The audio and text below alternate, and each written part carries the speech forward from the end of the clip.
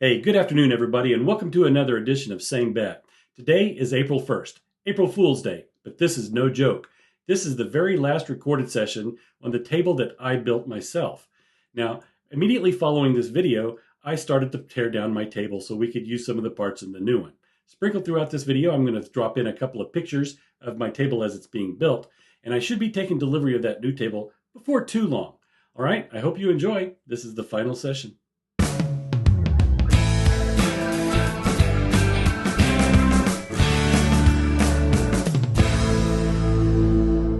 All right, so there's a whole lot of stuff going on. Like right here, I've already sprinkled in the final picture of my table as it was assembled. So I'm going to be sprinkling in these pictures of the new table and the old table as we go along. Now the old table, it's going to live on.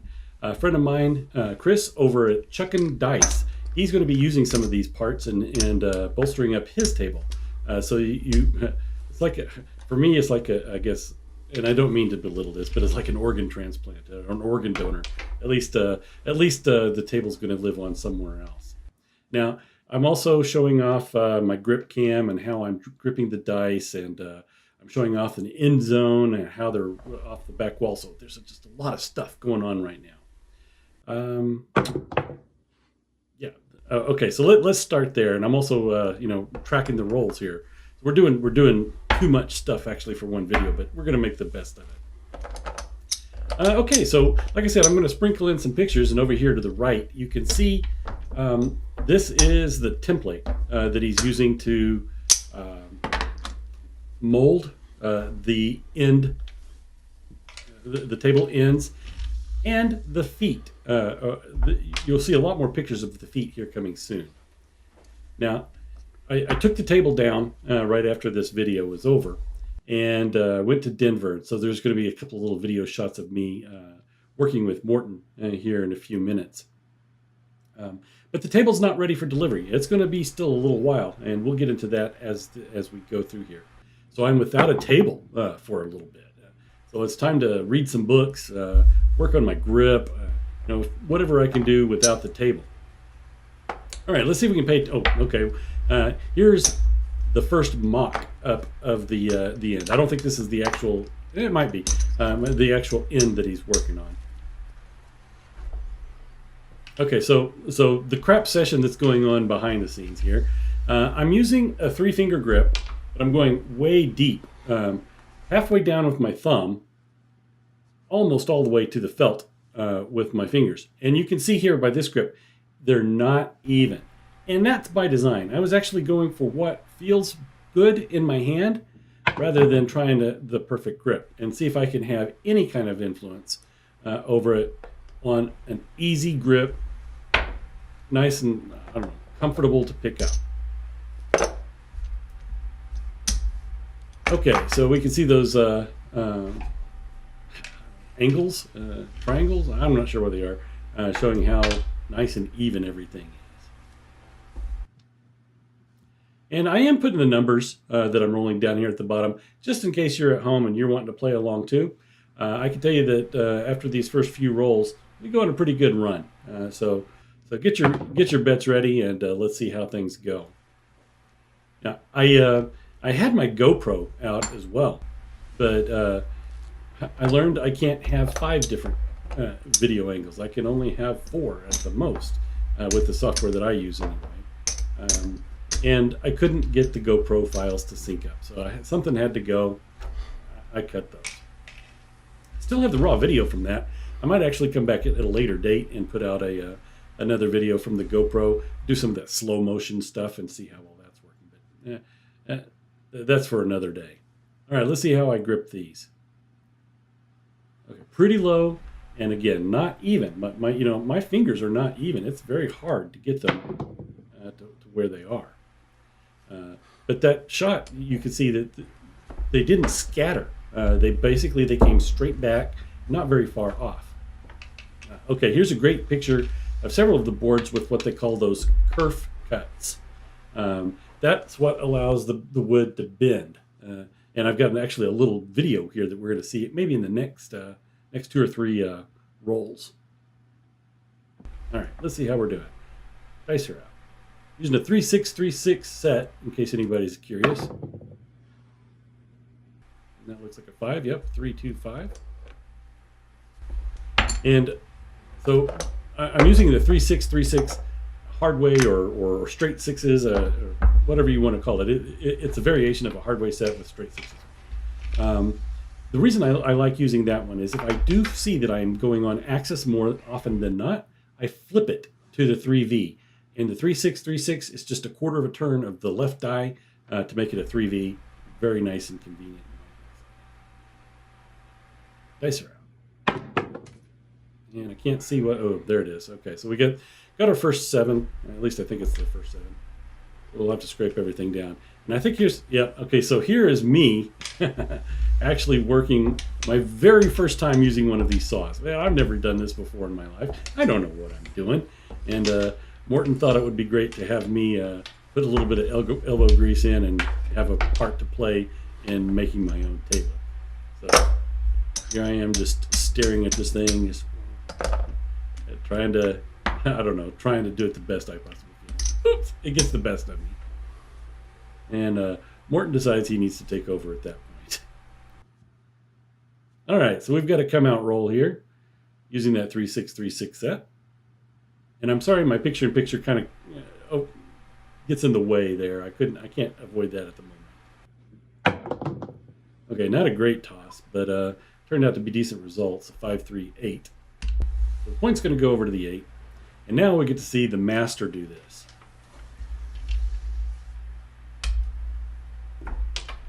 Nice even pressure, sliding it back and forth, making a little bit of progress with each pass. And yeah, that's me saying, okay, well, now I know what I need to do. I wasn't applying enough muscle, actually. I was kind of letting the saw drive things rather than me driving the saw. Not a woodsman. Whatever you call it. Dice are out.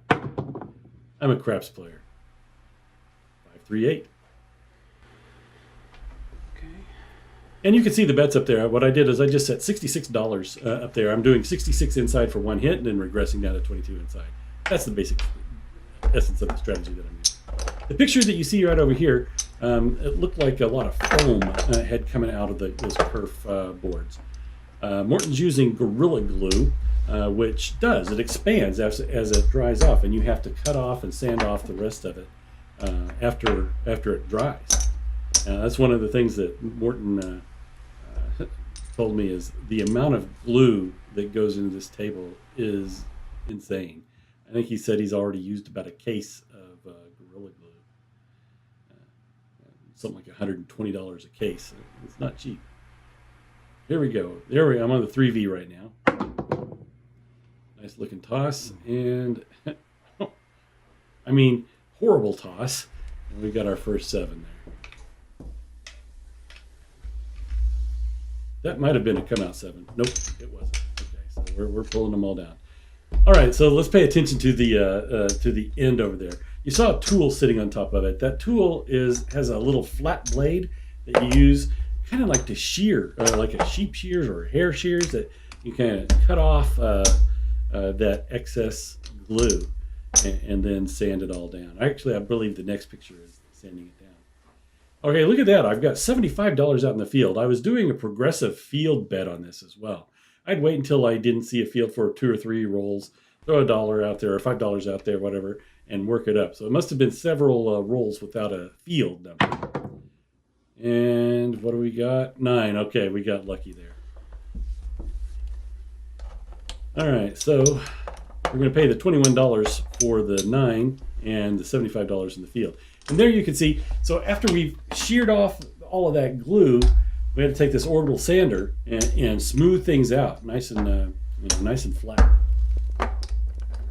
Okay, so there's the $75 win for that. Rack it up. Just hope for a long run here. Looks like the point's on the 9.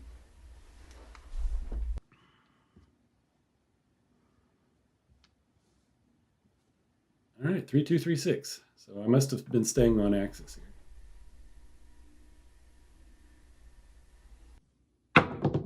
Ooh, beautiful looking shot. 4. Okay, 4K Measy. So I don't have any money on it, but the shot looked pretty good. Okay, here's another view of the. This looks to me like it's not the end. The pedestals that are going to hold the table up are these U-shaped pedestals, and we use the same thing: the kerf cuts and the large amount of glue to hold them all together. All right, we've got boxcars. And I'm going to be showing a little bit more of the base here in just a few minutes. The base is one of the really nice things about the new table. It gives it a very distinct look. All right, staying with that 3V, 3236. Now, when I flip those dice over, they're just resting on those bottom three fingers. I have almost no pressure at all. And it feels balanced, and I can tell if I've got too much pressure on my left or my right die, just because it's just balancing on those bottom three fingers. Now, only time will tell if that's going to be a signature toss for me or not.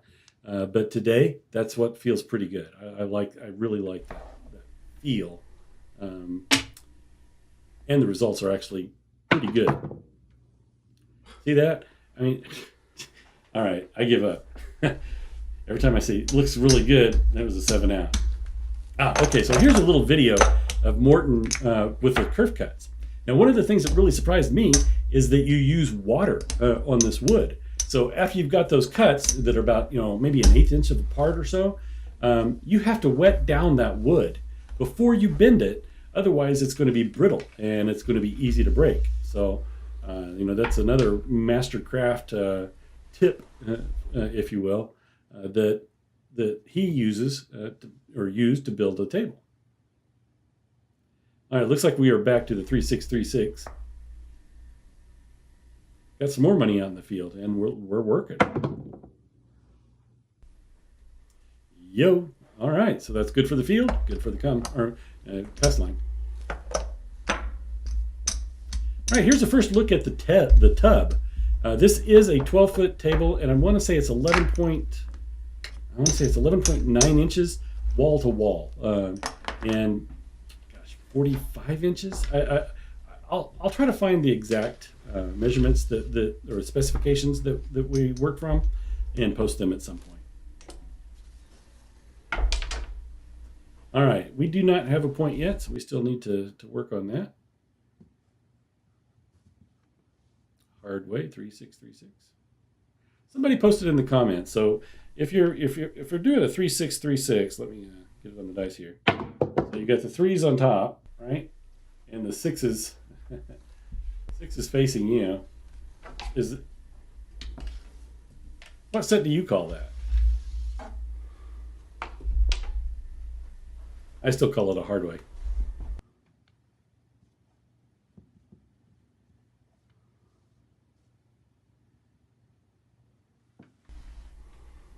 Go, dice are out.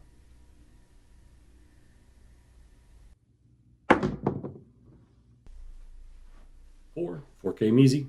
3, 1, 4. No money on that 4, so we're just going to bring them back and do it again.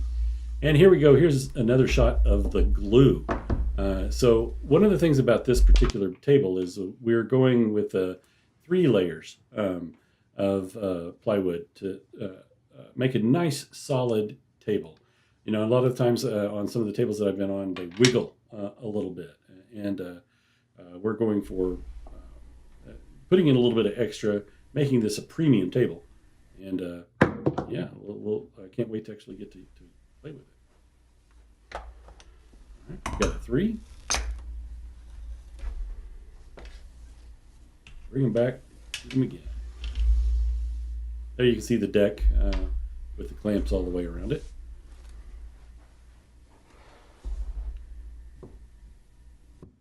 All right, set them up.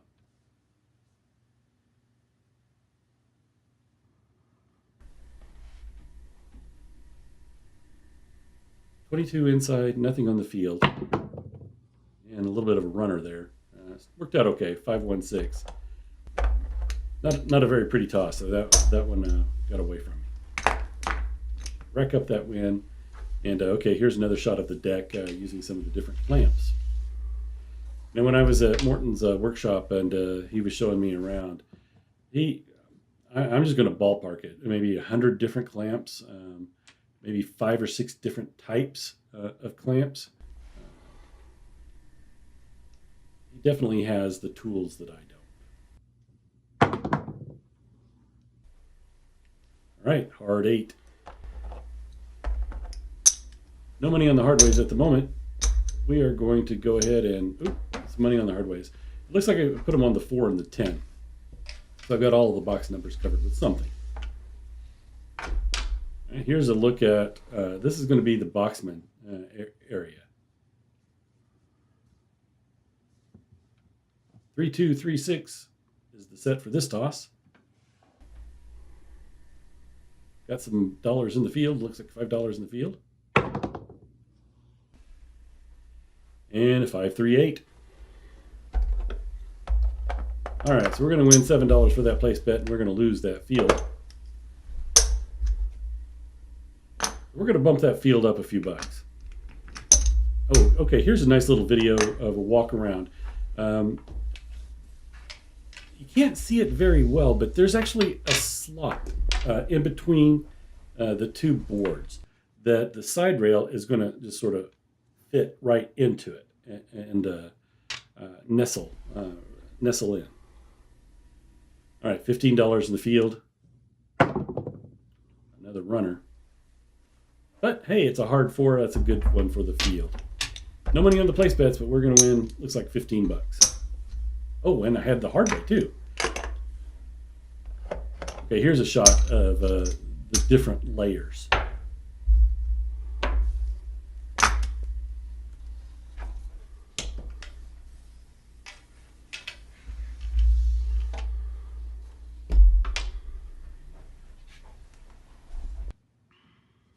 Here we go again.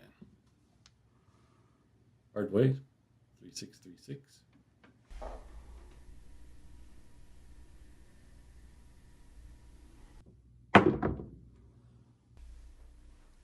And it's an easy 6 that time. All right, let's see what picture I have for us this time. Okay. So this is the footstool that's going to go on the base.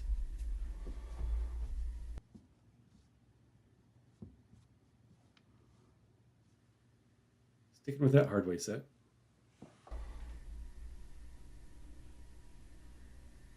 Looks like I pressed up to the 4 and maybe that did. And we got a 5. Field 5. Okay, again, the tub sitting on top of the deck with the straps going around it to help form it in the form that we want.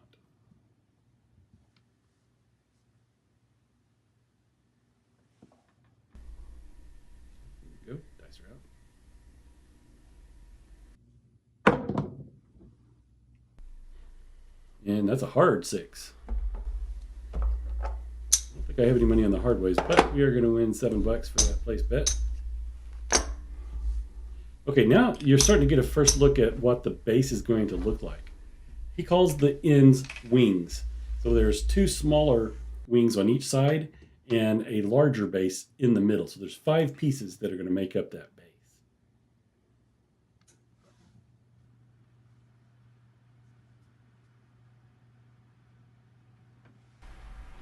Go, dice are out. $15 out in the field. 4 came easy. It's a winner in the field. Yeah, so I've noticed in a lot of tracking on my table that I do seem to hit field numbers every 4 or 5 rolls.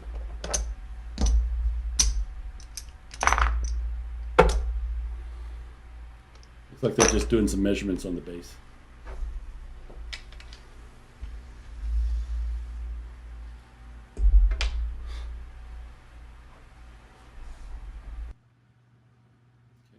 Go again.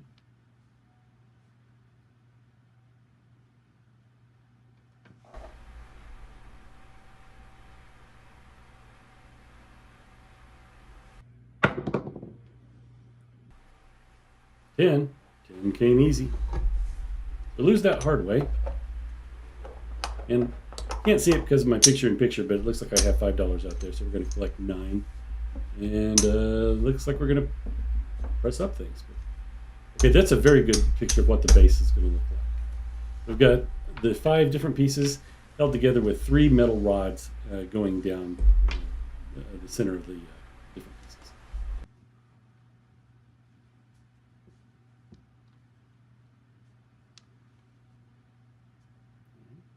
3, 2, 3, 6. We've got the 3V. Nothing in the field. That looks good. 8. Okay, so came easy. And it looks like I pressed up that 8. Okay, so here we've got the CNC shop working on the chip rails. So we're going to have a CNC shop do the rails and the drink rail, the chip rail and the drink rail. And this isn't the actual end product. This was one of the tests. That's one of the things we're still waiting on, is the final delivery of the chip rail and drink rail. 6, 4, 2, 6.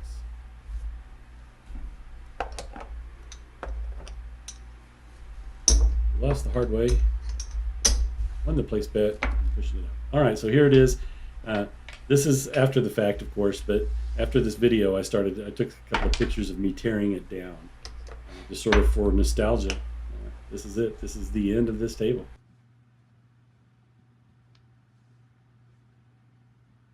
Back to the hard way. 3, 2, 3, 6, or 3, 6, 3, 6. I'm in the field.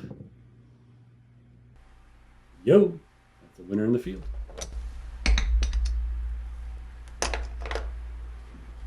And there's with all the rails taken down. Now, what I'm doing is the green rubber pyramids, they are going to make it onto the new table. So there's some carryover from the old to the new. It's going to be nice to have some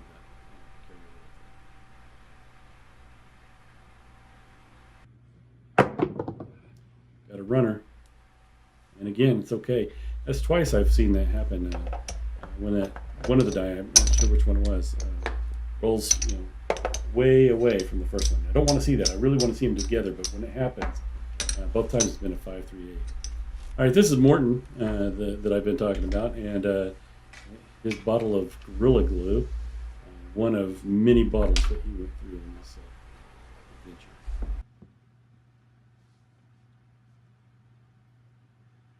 Okay, here we go. Back in the field, $5 in the field. Oh, look at that. All right, it's not a field number, but that was a beautiful looking shot. See how they bounced up together, hit the wall, came back and settled. I mean, almost still glued together. Okay, so this is the leather store. The rail, the handrail, we're going to actually use genuine leather instead of vinyl on this table. We had to go to the store and place our order. $15 in the field. And a bit of a runner there again. And it's a 628. So it's not a 538, but it's another 8. So the 3 times that I noticed that we had a runner, well, they've always been an 8. Okay, so here we can see the leather that I'm choosing. It's the one that's circled that's coming up now. 655 Amaranto. That's actually going to be the color of the armrests. So you could see that the rest of the table was that birch, kind of a yellow-white color. And I chose kind of a little bit of a darker red to go for the armrest, along with a felt or a layout that has some browns in it. So I think it's going to look really good once we've got it all together. And that's, again, part of my table. So the underlayment that I'm using right now, I had a layer of vinyl, then a layer of flannel, and then the layout. The green is the flannel. And that's actually going to be the same what I'm going to use for the next table. It's worked pretty well for me. It's not a big bounce. Definitely there are bouncier tables out there, but it mimics one of my local casinos fairly well. Not perfect, but it works for me. Here we go. Dice out. 3, 2, 3, 6. Looks like we had $75 in the field again. Yo. Let's see how much did I actually have out there. Yeah. All right. So, $75 in the field. That's when I start to get nervous. Am I going to go on a long run with no fields? There we go. There's a picture of my old table torn down. Waiting for Chris from Chuckin Dice. He's going to be using some of these parts with his table. So it'll be fun to see his channel and see some of my old parts on his new table.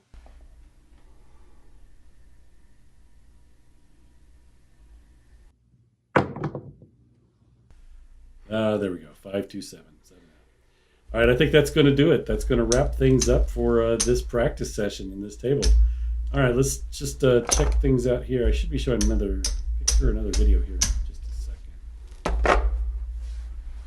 Maybe. Oh, there we go. Oh, let's let me move this out of the way.